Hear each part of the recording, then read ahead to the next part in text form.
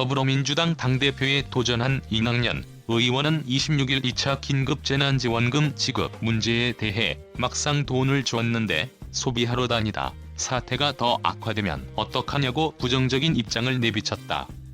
2차 긴급재난지원금을 전 국민에게 지급해야 한다는 이재명 경기도지사를 공개 저격한 것이다. 같은 날 이 지사는 선별지급 주장은 정치적인 책략이라고 반박하며 이 의원과 신경전을 벌였다. 여당 내 차기 대선 주자일 2위 후보가 본격적으로 기싸움에 들어갔다는 분석이 나왔다.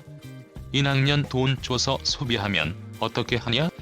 자가 격리 중인 이낙연 의원은 26일 오전 KBS 라디오 최강시사에서 전국민 2차 재난지원금 지급 관련 질문에 주로 소비가 너무 위축돼 있으니까 살리자. 그래서 돈이 필요하다는 것인데 막상 돈을 주어서 소비하러 많이 다닌다면 코로나는 또 어떻게 될 것인가라고 지적했다. 이 의원은 만약 재난지원금을 썼는데 사태가 더 악화된다고 그러면 그때는 어떻게 할 것인가라며 또 만약에 사태가 더 커진다면 재난지원금으로 해결할 수 없는 상태가 될지도 모른다고 우려했다.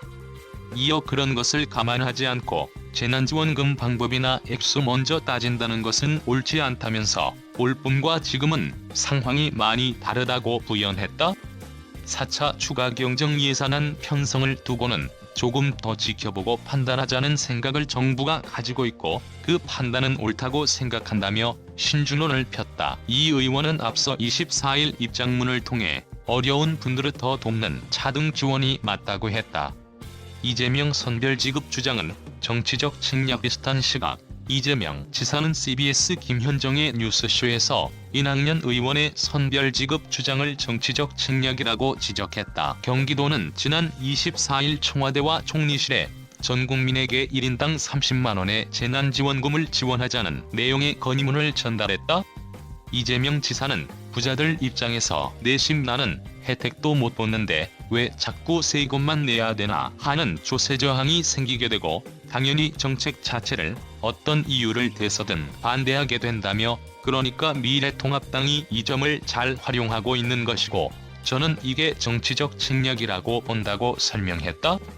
그는 내용상으로도 보면 세금 많이 내는 사람을 혜택에서 뺄 필요가 없고 이게 빈민 구제 대책이 아니라 위기 대응책, 경제 대책이기 때문에 세금 많이 낸 사람을 더 주지는 못할 망정 불이익을 주면 안 된다며 부연했다. 그러면서 선별 지급을 하게 되면 국민 사이의 갈등을 유발할 것이라고도 했다.